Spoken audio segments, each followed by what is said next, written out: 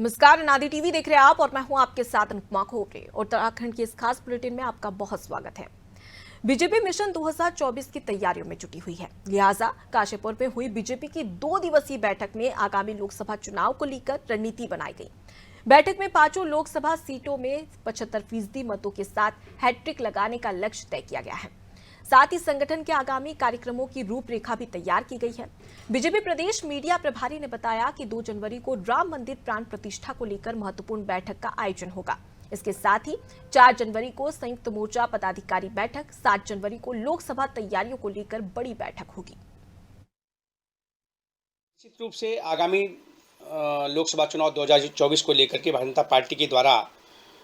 काशीपुर में जो प्रदेश पदाधिकारी बैठक हुई, उसमें आगामी कार्यक्रमों को लेकर के विचार विमर्श किया गया और आगामी लोकसभा चुनाव को लेकर के विभिन्न प्रकार की रणनीति भी इसमें बनाई गई, जिसमें अनेकों प्रकार के कार्यक्रम भी आयोजित करने के लिए सुनिश्चित किया गया है। इसमें हमारे मोर्चा प्रकोष्ठों के पदाधिकारी, हमारे प्रदेश के पदाधिकारी, सभी की जिम्मेदारियां सुनिश्चित की गई हैं और सभी जो हमारे प्रकोष्ठ नए बनाए गए हैं उनको अपने पूरे प्रदेश भर में अपने अपने प्रकोष्ठों के सम्मेलन आयोजित करने के लिए कहा गया है। तो देखिए, काशीपुर में बीजेपी की 2 दिवसीय बैठक में आगामी लोकसभा चुनाव को लेकर रणनीति बनाई गई है और क्या कुछ रणनीति बनाई गई है इसकी जानकारी ले लेते हैं। हमारे साथ में state bureau head Sonu Singh जुड़ गए। सोनू, लोकसभा चुनाव में हैट्रिक लगाने की बीजेपी यहां पर तैयारी कर रही है और इसी के चलते तमाम बैठकों में रणनीतियां, किस प्रकार की रणनीति बनाई जा रही है बीजेपी की? देखिए, बीजेपी ने 2 जनवरी से 31 जनवरी तक का एक कार्यक्रम जो है वो तय कर दिया है और इस कार्यक्रम के तहत अलग अलग तिथि में जो है वो अलग अलग पदाधिकारियों की बैठकें होनी है और जो एक पार्टी के कार्यकर्ता हैं, जो पार्टी के पदाधिकारी हैं, उस मतदान के स्तर से लेकर राज्य स्तर तक के अलग अलग जिम्मेदारियों का निर्वहन करने वाले हैं और इसमें मतदाताओं से संपर्क में भी पार्टी के पदाधिकारी रहेंगे और पार्टी की रीति नीति को मजबूत करने के साथ साथ राज्य सरकार की, केंद्र सरकार की तमाम जो जन कल्याणकारी योजनाएं चल रही हैं इनसे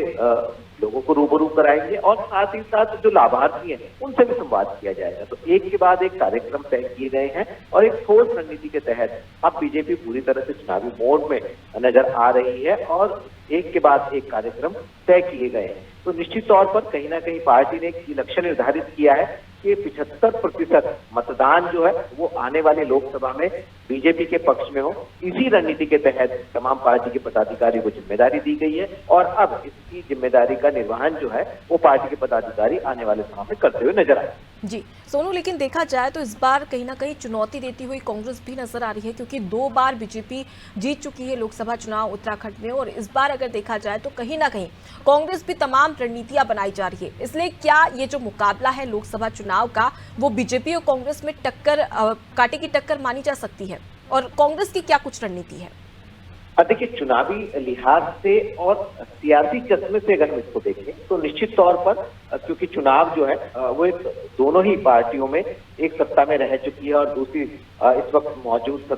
मौजूदा समय में सत्ता पर काबिज है, तो सत्ताधारी पार्टी और राज्य की मुख्य विपक्षी पार्टी की जो ये चुनावी कांटे की टक्कर हो सकती है, इस बात से बिल्कुल इनकार नहीं किया जा सकता है क्योंकि लगातार विपक्षी पार्टी भी अपनी रणनीति बनाने की कवायद में जुटी हुई है और एक के बाद एक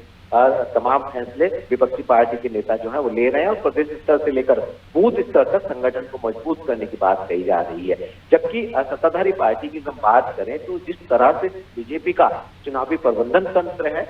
निश्चित तौर पर वो काफी मजबूत माना जाता रहा है और ऐसे में बीजेपी की यही कोशिश है कि हैट्रिक लगाई जाए और चूंकि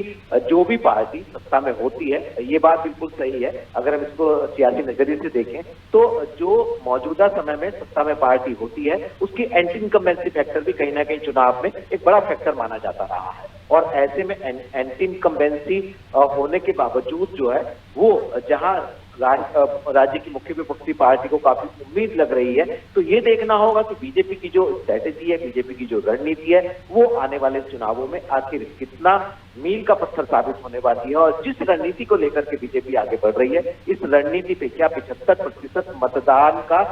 जो लक्ष्य है वो पूरा हो पाएगा, ये अपने आप में एक अहम सवाल है। जी तो बिल्कुल सोनू, यहाँ पर लक्ष्य तो एक बड़ा रखा गया है, लेकिन इस लक्ष्य को पूरा करने के लिए भी बीजेपी लगातार रणनीति बना रही है। लेकिन ये रणनीति लोकसभा चुनाव में कितनी कारगर साबित होती है, ये तो वक्त बताएगा। फिलहाल के लिए बहुत शुक्रिया तमाम जानकारी हम तक पहुंचाने के लिए। तो देखिए, काशीपुर में 2 दिवसीय बीजेपी की बैठक हुई। लोकसभा चुनाव को लेकर कई सारे टारगेट रखे गए। ये कहा गया कि इस बार भी हैट्रिक बीजेपी करेगी और उसके साथ ही 75% वोट हासिल करने की बात भी यहाँ पर बीजेपी की ओर से कही गई है। लेकिन ये रणनीतियां किस प्रकार से कारगर होगी, ये